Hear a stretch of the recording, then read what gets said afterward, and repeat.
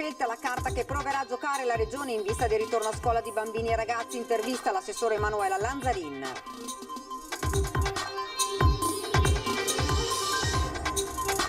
Pioggia, vento e grandine hanno messo in ginocchio il centro storico per oltre un'ora questa mattina, vaporetti in difficoltà costretti a fermarsi e gondole sott'acqua a San Marco. Oggi a Mestre la candidata alla presidenza della Regione Veneto per la lista Veneto per le autonomie, obiettivo spiegare la strategia diversa per ottenere il risultato. Venezia, nuova capitale della cultura a livello internazionale, tra le proposte del candidato sindaco per Stefano Zecchi. È mistero a Mestre per l'auto a fuoco di un candidato consigliere comunale della lista Terra e Acqua 2020, indagano ora i carabinieri. Mostra del cinema, il regista Luca Guadagnino presenta i 2 suoi nuovi film, quest'anno fuori concorso al Lido di Venezia.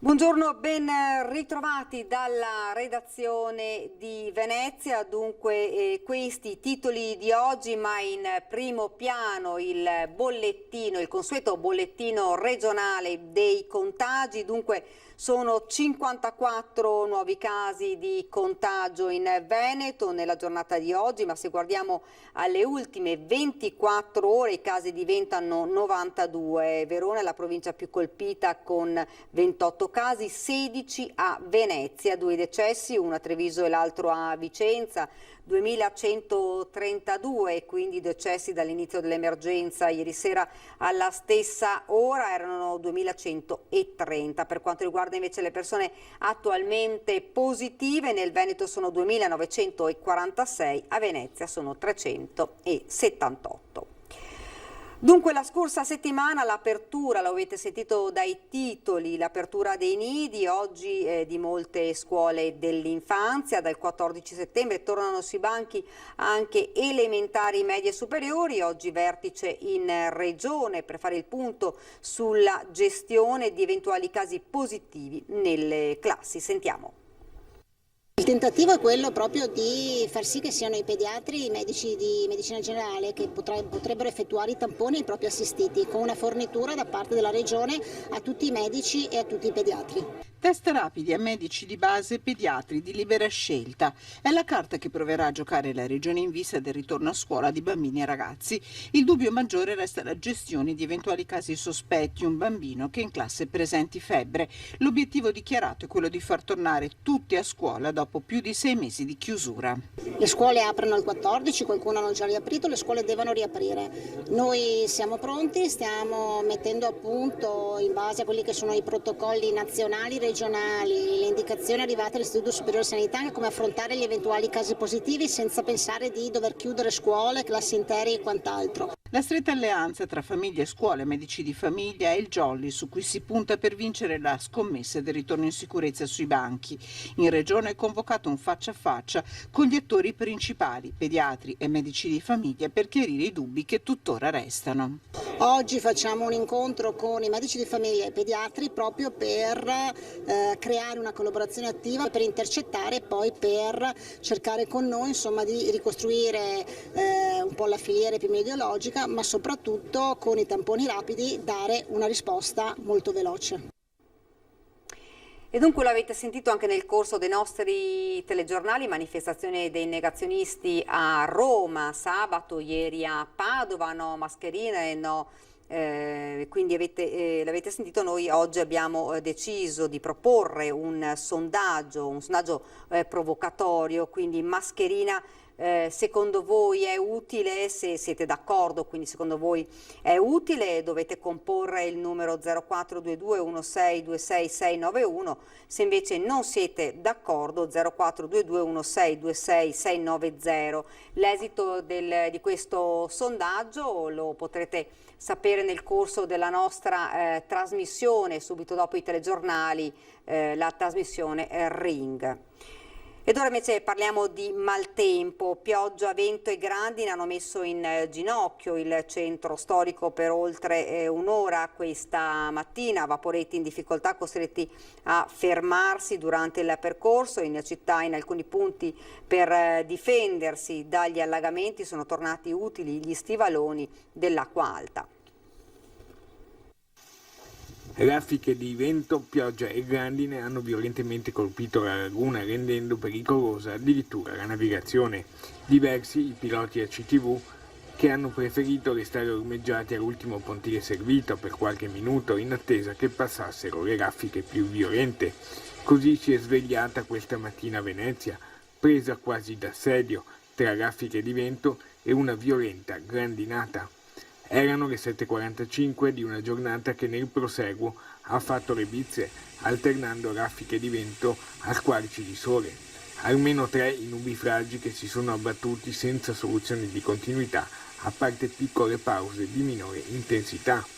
Pensate che la pioggia ha allagato perfino il fotocall della Mostra del Cinema al terzo piano dell'ex casino al Lido. Una gondola è stata semiaffondata a San Marco, molti campi e caglie veneziane sott'acqua si sono trasformate in torrenti. Per percorrere tratti di percorsi pedonali a piano terra sono stati necessari gli stivali d'acqua alta. Decine le chiamate ai vigili del fuoco, anche a causa della quantità incredibile di pioggia caduta in pochi minuti. Molte le strade in cui i tombini non ce la facevano a ricevere la massa d'acqua composta, oltre che dalla pioggia, anche dalle grondaie che scaricavano a terra come enormi pompe in funzione. Siamo ora alla cronaca. Colpisce con una sedia al volto un passante, sfregia con un collo di bottiglia un altro uomo e rapina una tabaccheria nell'arco di poche ore tra Venezia e Lido. Protagonista un senegalese di 30 anni che è stato infine arrestato dai carabinieri della città lagunare. Lo straniero, già noto alle forze dell'ordine, tra la notte di lunedì e stamani ha seminato il panico prima nel Sestiere di Canareggio e poi a Lido. La serata dell'uomo è iniziata con una lite con il gestore di un ristorante in lista di Spagna. In preda ad un raptus ha colpito il volto di un passante con una sedia rompendogli il setto nasale, poi con il collo di una bottiglia ha sfregiato il volto di un altro uomo. Successivamente, dopo aver danneggiato la vetrata di un albergo poco distante, è stato bloccato dai carabinieri del nucleo natanti. I militari lo hanno così rintracciato denunciandolo per lesioni e danneggiamento aggravati. Alcune ore dopo lo stesso straniero è entrato in una tabaccheria al Lido di Venezia rapinandola di diversi pacchetti di sigarette. Poi è fuggito tentando di colpire con una sedia il negoziante che lo aveva provato ad inseguire. Sono di nuovo intervenuti i militari che lo hanno bloccato ed infine ammanettato. Ed ora siamo invece alla politica. A sostegno del candidato sindaco di centro-sinistra Pierpaolo Baretta, in Laguna è giunto il ministro per gli affari regionali Francesco Boccia. Sentiamo. È evidente che c'è un accordo elettorale che però non corrisponde poi al sentimento interno alle singole componenti della loro coalizione, ma questo accordo elettorale penalizza la città perché di fatto pone delle ipoteche forti sul governo della città. Qui le chiavi di Venezia ce l'ha in mano la Lega ormai e quindi se dovesse vincere l'amministrazione Brugnaro ci troveremo con Salvini di fatto sindaco ombra che determina quelle che sono le scelte. Continua la campagna elettorale del candidato sindaco di centrosinistra Pierpaolo Baretta, che ieri a Venezia insieme al ministro Boccia a sostegno della sua candidatura, che ha evidenziato il lavoro di Baretta per Venezia in Parlamento. Il modo in cui lui ha sempre rappresentato Venezia in Parlamento lo ricordiamo tutti, c'era sempre un problema di Venezia da risolvere e poi c'erano tutte le altre cose. E lui è stato un grande capogruppo in Commissione Bilancio in una legislatura difficilissima, quella 2008-2013, e anche in quella legislatura, se guardate, gli interventi fatti per Venezia portano, anche se eravamo all'opposizione nella prima parte, portano la sua firma quasi sempre. Dal ministro sono poi arrivate notizie sul fronte autonomia. Autonomia significa, e su questo parliamo lo stesso linguaggio con tutti i presidenti di regione, significa garantire assistenza, scuola, trasporti pubblici locali e sanità nello stesso modo in ogni angolo di una regione. E io sono totalmente disposto a decentrare tutto quello che si può decentrare, questo è il patto che abbiamo fatto. La candidata regionale alla presidenza Simonetta Rubinato questa mattina si è recata a Mestre, insieme a lei anche il candidato Gianangelo Bellati. L'autonomia è come un salame, si mangia tagliandolo a fette con il coltello giusto. Ogni materia comporta tutta una serie di funzioni e quindi portare a casa quella competenza, con quelle funzioni, con le risorse necessarie, significa anche costruire la struttura amministrativa per poterla esercitare. Per cui io sono per la massima autonomia al Veneto riconosciuta dalla Costituzione, ma so anche che il percorso è graduale e progressivo. Io che ho fatto una norma nel 2013 in Parlamento per costringere, imporre al governo nazionale la trattativa e il negoziato per l'autonomia delle regioni ordinarie, ho un grande rammarico che dal 2014, quando ho dato questa opportunità di cominciare a tagliare il salame, siamo nel 2020 e non si è fatto ancora nulla. Simonetta Rubinato è approdata oggi a Mestre insieme ai candidati della sua lista per la presidenza alle elezioni regionali. Jessica Pavan, Antonio Dell'Anna, Luana Milan, Corrado Poli e Katia Franzo, spiegando quanto sia importante l'autonomia per il Veneto e i veneti, ma che va richiesta con una strategia differente. Il Veneto ha votato 2.200.000 voti, sono tantissimi, il 57% dei veneti, e non sono stati tradotti in nulla di concreto, neppure una fetta del salame. Allora serve un'opposizione non consociativa, rigorosa, seria, che non faccia sconti, ma quando si tratta di difendere una cosa buona che viene fatta per i veneti della maggioranza sarà a supporto, così come ho dimostrato di esserci per raggiungere il quorum nel 2017 con il referendum. Con lei anche il candidato Bellati. L'autonomia può essere declinata per la povera città, dico povera perché civico città di Venezia insulare, che perde costantemente abitanti, che avrebbe diritto di avere un riconoscimento della sua specialità, ecco perché lo statuto speciale, che è uno dei cavalli di battaglia nostri, anche a livello regionale. La regione conta tantissimo nelle politiche per Venezia. E poi l'autonomia a livello regionale, come si fa a condizionare l'attuazione dell'autonomia che è già prevista dalla Costituzione e dal presidenzialismo, che invece non c'è nella nostra Costituzione. Noi vogliamo essere seri e l'autonomia con noi, voi veneti, la avrete. Venezia come nuova capitale della cultura a livello internazionale, ospitandone quasi 500 palazzi sfitti, grandi istituzioni culturali europee, tra le proposte del candidato sindaco per Venezia Stefano Zecchi, in corsa con il Partito dei Veneti.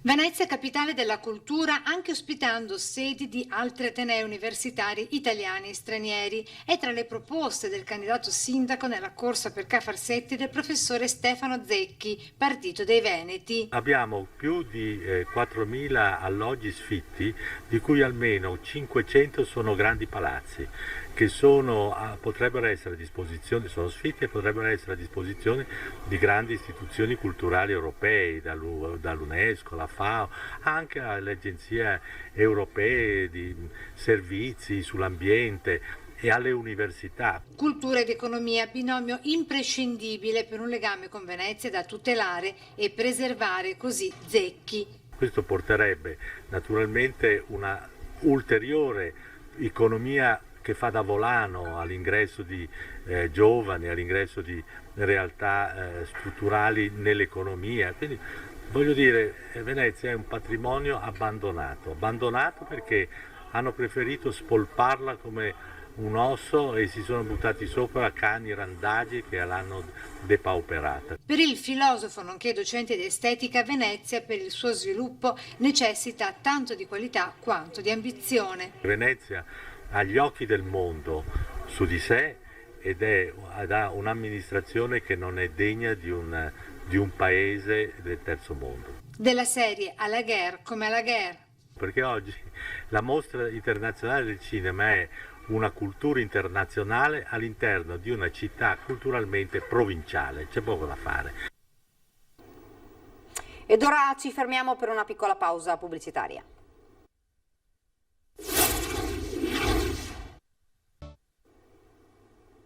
Siamo tornati nuovamente in studio, siamo alla cronaca, rogo avvolto nel mistero a Mestre, dove a prendere fuoco un cassonetto dell'immondizia che ha danneggiato l'auto in sosta di un candidato alle comunali della civica Terra e Acqua.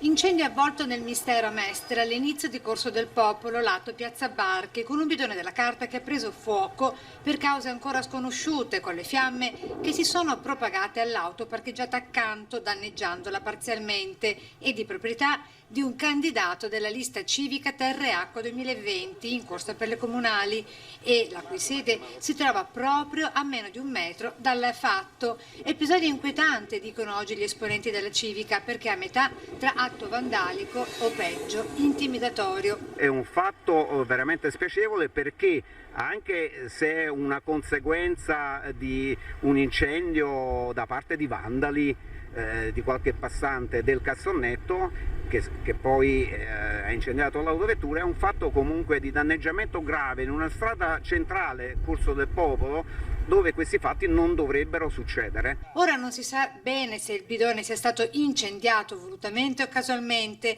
Vero è che ha preso fuoco nella notte a cavallo tra sabato e domenica scorsa, con il bidone giallo portato via dagli uomini della Veritas a distanza di quasi 36 ore dall'accaduto.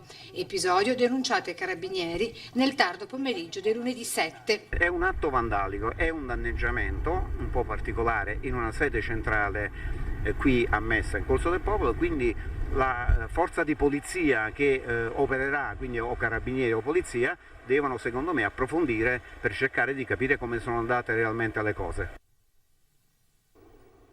Sono trascorsi 4 anni dalla tragedia dello schianto del Piper PA34 Seneca, dove ha perso la vita la mestrina Ilaria Berti, 43 anni, nei pressi di Skopje in Macedonia. Ilaria nello schianto è tragicamente scomparsa insieme ad altre 5 persone. Si era diplomata al liceo linguistico di Mestre e poi aveva trovato qualche lavoretto saltuario che ha sempre svolto con impegno in attesa di trovare un posto fisso. Faceva anche la volontaria all'ospedale dell'Angelo di Mestre, dove aiutava i bambini del reparto pediatrico per la fondazione Abio. I genitori, con la mamma Ivana e il papà Gianni insieme alle sorelle Cristiane e Marzia, avevano sperato fino all'ultimo che Ilaria si trovasse in uno degli altri aerei partiti dal Canova di Treviso, che sono giunti a destinazione senza problemi. La famiglia e gli amici la ricordano in preghiera. Il regista Luca Guadagnino, già candidato all'Oscar, nella nostra intervista presenta i 2 suoi nuovi film presentati quest'anno fuori concorso a Venezia. Sentiamo. Io sono arrivato nel 99 a Venezia col mio primo film The Protagonist, che era stato invitato fuori concorso, credo in una sezione che si chiama Nuovi Territori, proprio da Alberto Barbera. Nel 93 venni qui a vedere il festival come spettatore, avevo la tessera degli studenti. Ho sempre trovato qui in questo festival, al Lido, in quella sala grande, esperienze cinematografiche che mi hanno completamente trasformato. Questa presenza qui in questa edizione può essere, tra virgolette, anche un qualcosa che lei ha voluto ricambiare, essere presente a Venezia in un momento così difficile per tutte le emozioni che Venezia le ha sempre dato. Ma io non ho avuto mai dubbi di voler essere qui presente. Non so se era una questione di ricambiare, no, era una questione di appartenere. Volevo appartenere a questa mostra del cinema. Fiori, fiori, fiori, che è un film di 12 minuti che ho realizzato nel mese di maggio di quest'anno per raccontare com'è andata questa quarantena di un gruppo di amici che appartengono al mio vissuto, alla mia adolescenza siciliana. Successivamente a questo cortometraggio, sempre fuori concorso, ho presentato Salvatore, Shoemaker of Dreams, Salvatore il calzolaio dei sogni, che è un film documentario di 2 ore sulla vita e l'esperienza straordinaria di Salvatore Ferragamo. Io avevo lavorato per la Ferragamo facendo un cortometraggio di moda nel 2013 e avevo letto in quegli anni, in quei mesi, la biografia di Salvatore Ferragamo e avevo scoperto quest'uomo così vivace intellettualmente, così pieno di desiderio di fare, ma anche di capacità di organizzare per fare. E avevo letto che era stato a Hollywood per 13 anni e aveva visto la nascita di Hollywood. È stata un'edizione della regata storica davvero indimenticabile. Dopo il lockdown sentiamo perché. La regata storica più bella di sempre è quella andata in scena domenica pomeriggio sul Canal Grande a Venezia, una regata preceduta dal tradizionale corteo storico più forte del virus. Sulla macchina, con il sindaco Luigi Brugnaro, anche il ministro per gli affari regionali Francesco Boccia, che ha confidato tutta la sua emozione. Giornata meravigliosa, ha detto l'esponente del governo. Siamo i primi in Europa a ripartire e questo avviene da Venezia. Ecco il valore simbolico di una giornata che tutti attendevano, per la quale gli atleti si sono preparati per settimane di eliminatorie. 9 gli equipaggi al via, sia per i campioni che per le donne e i giovani. Meno pubblico, ma tutto è riuscito perfettamente, con gli spettatori ad assistere allo spettacolo opportunamente distanziati. 3 campioni sui gondolini per il secondo anno consecutivo, successo strameritato per Andrea Bertoldini e Mattia Colombi. 3 le donne, 7° sigillo per le regine del remo Anna Mao e Romina Ardit. Venezia è ripartita. Prima di chiudere vi ricordo questa sera la nostra trasmissione Ring, vi ricordo anche che durante la trasmissione ci sarà l'esito del sondaggio, ve lo ricordo, mascherina secondo voi è inutile, se siete d'accordo 04 22 16 26691, se no 04 22 16 26690 se non siete d'accordo. Dunque l'esito durante la trasmissione Ring, ospiti in studio Daniela Sbrollini, candidato presidente Italia Viva, Marco Bonet, Corriere del Veneto, Simone Scarabelli, Movimento 5 Stelle, Domenico Presti, lista Veneto Autonomia, Marco Carrai, Veneto che vogliamo, Paolo Girotto, candidato presidente Movimento Trevi Libertà di Scelta, Ivan Compasso, Grozny, Padova, Oggi. Ed è tutto, io vi lascio alle previsioni del tempo. Grazie davvero per averci seguito, arrivederci.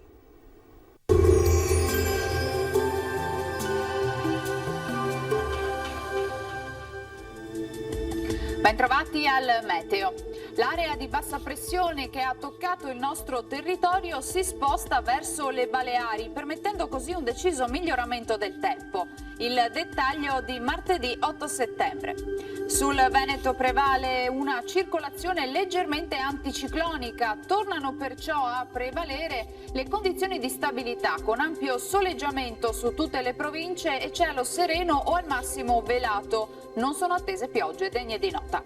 Temperature in lieve aumento, minime fino a 18 gradi, valori massimi compresi invece tra i 24 e i 27 gradi all'incirca. Ci spostiamo ora sul Friuli Venezia Giulia, dove avremo più o meno la stessa situazione, con sole prevalente, tempo asciutto e stabile con cielo sgombro da nubi. Temperature minime tra 15 e 18 gradi, massime sui 26 gradi all'incirca. Infine uno sguardo alla situazione del Trentino Alto Adige, sempre tanto sole ovunque, qualche addensamento sui settori di confine, ma senza ulteriori conseguenze. Temperature minime sui 14-15 gradi, massime sui 27 gradi. Dal meteo per ora è tutto, io vi auguro un buon proseguimento in compagnia di Antenna 3. Arrivederci.